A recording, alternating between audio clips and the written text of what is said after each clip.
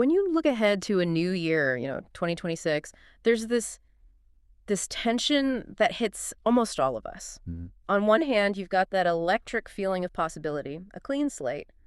But on the other, there's that nagging fear that this year is just going to feel exactly like the last five. It's the classic human dilemma, isn't it? Mm-hmm. We have this unlimited desire for progress, but we're often completely baffled by how to actually execute consistently. We just run on that January motivation. Exactly. We run on emotion instead of on structure. Mm-hmm. And what the sources we pulled together make abundantly clear is this. Most years feel the same because we're running on motivation, which is fleeting, instead of systems, which are, reliable. Right. So we've pulled a pretty dense stack of material for this. Articles, some research papers, planning blueprints, all focused on, well, effective personal. Let's jump right into that trap, the one that gets almost everyone. If we all want to change, why do most years just feel like a frustrating replay? It's not laziness. No, the drive is there, but the understanding of how change actually works isn't. We fall into what we're calling the systems versus motivation trap. Because we celebrate the big effort. Yes, the spectacular sprint, the all-nighter, that huge initial push. Yeah. But we forget that it's the boring consistency that actually moves the needle. We just vastly overestimate how long that motivation is going to last and seriously underestimate how much a good system actually helps. It's a cognitive error. Mm. We think success is all about willpower. But willpower is a finite resource. It's like a battery. It drains. Right. It drains when you're stressed or hungry or just had a long day. Whereas a system is designed to operate even when your willpower hits zero. Okay, so give me an example. Let's say I want to exercise 3 times a week. Relying on motivation means what? It means you wait until Tuesday, you feel tired, and you just skip it. A robust system removes the need for that feeling. So what does that look like? It looks like you pre-pack your gym bag the night before, you put it by the door, you schedule the workout on your calendar like it's a non-negotiable appointment, you make the behavior the path of least resistance. You don't need to feel You motivated. just need to execute the next obvious step.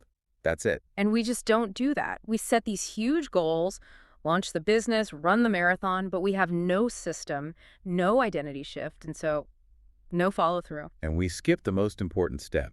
We never slow down enough to ask the diagnostic question. What actually didn't work last year? We just jump right into the next big thing. Setting ourselves up to trip over the exact same hurdle, just in a new location. So the key insight for you right now is that 2026 doesn't need more pressure. It doesn't need higher expectations. You have enough of that. It needs clarity. It needs a structured understanding of where you're actually starting from. And that clarity begins with what we're calling step 1. Mm-hmm. You cannot start a new chapter if you keep rereading the last one.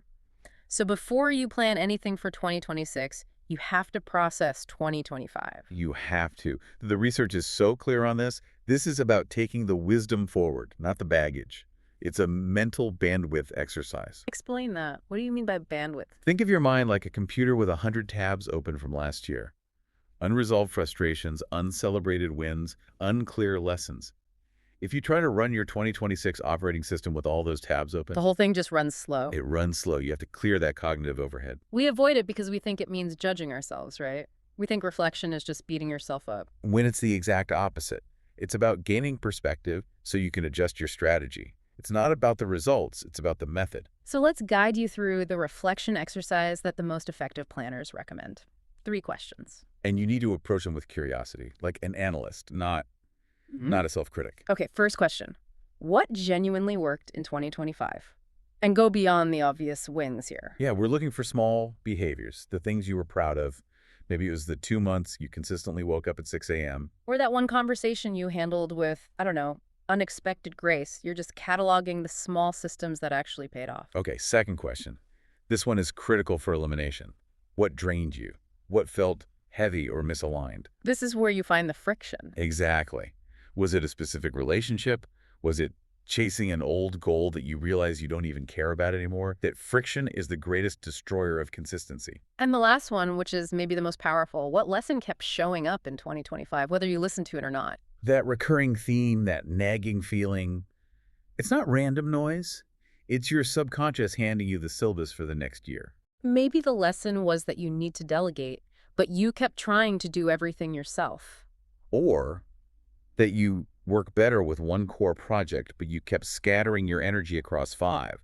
If you can be radically honest there, You get to that state where you can say, I'm taking the lesson, not the weight, You close the chapter, ready to move on. with much lighter mental luggage. Okay, so reflection's done. Now we hit step 2.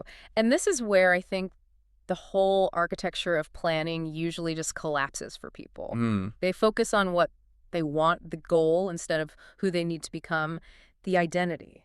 And this is the massive difference between a New Year's resolution and a true identity shift. Goals are temporary, they're fleeting. They only motivate you until you achieve them or fail. Right. But identity is permanent. Okay, I have to challenge this a little. Isn't identity just a sort of fuzzy way of renaming the goal? If I say, I am the type of person who is financially responsible, isn't that just the goal? That's a great question. But the research argues they operate on different planes. Goal is an outcome. It's a destination. And identity is the internalized belief that drives the behavior you need to sustain that outcome. So if my goal is to lose 20 pounds, once I hit it, my motivation just vanishes. And you revert to your old identity of someone who occasionally goes to the gym. Whereas, if my identity is I am an athlete, then the decision to go to the gym is easy. It's not about motivation, it's about alignment. An athlete doesn't need to ask if they feel like exercising. They just do it because that's who they are. The identity provides the decision filter. So instead of, how do I make more money? The better, more actionable question is, what kind of person consistently manages money well? That identity drives predictable behavior. They budget. They track expenses. They invest automatically. And if you want confidence, stop looking for externally. Ask, what does a confident person do daily? They stand up straight. They speak clearly. They don't over-explain their decisions. These are all micro behaviors that, when you repeat them, they cement that identity. Let's talk about some of the identity statements from the source material. One was, I am the type of person who consistently keeps promises to themselves.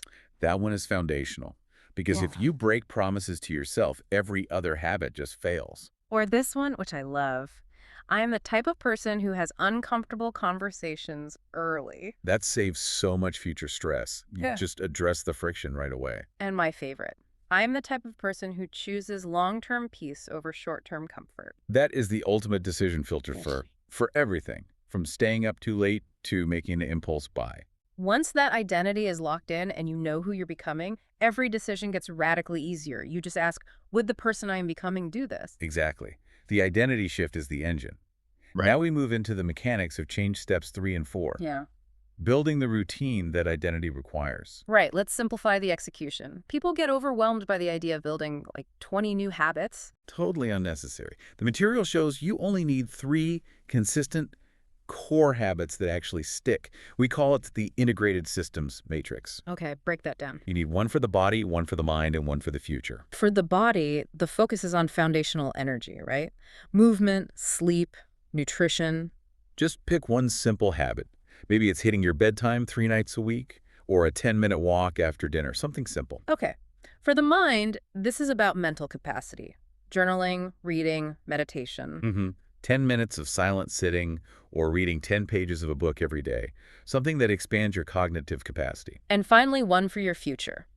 This is where you work on that aspirational identity, learning a skill, reviewing your finances. Just one small action. And the rule of achievement here is non-negotiable. The habits have to be boringly achievable. I love that phrase. Consistency beats intensity every single time. It is far better to do 5 push-ups every single day than 50 push-ups once a month. Make it so easy, it's insulting to skip it. That brings us to step 4, which I think is maybe the most revolutionary idea in this whole blueprint. Which is? Subtraction is the real glow-up. This point is so vital. We always assume growth means adding new things, new workouts, new commitments. We just keep shoving more stuff into our lives. But growth is just as much about removing what drains your energy. If not more. It connects directly to decision fatigue. Every unnecessary task, every low-level irritant, it draws a tiny bit of power from your willpower battery. So if you subtract those drains, you free up massive mental resources. The highest achievers aren't the ones who do the most. They're the ones who protect their focus the most by ruthlessly saying no. And the sources pointed out some of the biggest drains, like over-scrolling, over-committing to things that don't align with your identity. And over-explaining yourself to people who weren't listening anyway. Subtraction also means removing over-access to people or platforms that don't respect your energy. Protecting your peace in 2026 is actually productive. It is the prerequisite for sustained achievement. So here's the question for you to ask right now. What low-level irritant are you tolerating that you absolutely don't need to? Maybe it's that messy junk drawer. Or that one friend you know you should call less often? That toleration is costing you focus. Eliminate it. Making space by subtraction is just as vital as filling it with those 3 habits. Absolutely. So we've closed the chapter on 2025. We've set our identity. We've got our 3 core habits, and we've subtracted our drains. But execution is still the hard part. Which brings us to the last step, step 5, the one that prevents that mid-year drift, the weekly reset ritual. This is the simple habit that separates people who drift from people who grow. It's your scheduled course correction. And the key is it's fast, 15 minutes, Sunday evening or Monday morning. That's all you need. Its purpose is to turn your execution into actionable data. And there are 3 critical questions to ask yourself every week. Okay, number 1, what went well this past week? You have to celebrate the small wins to reinforce the behavior. Absolutely. Number 2, what didn't go well, and crucially, why? This isn't about blame, it's analysis. Right. Did I skip my habits? Why? Was the habit too complicated? Was I too tired?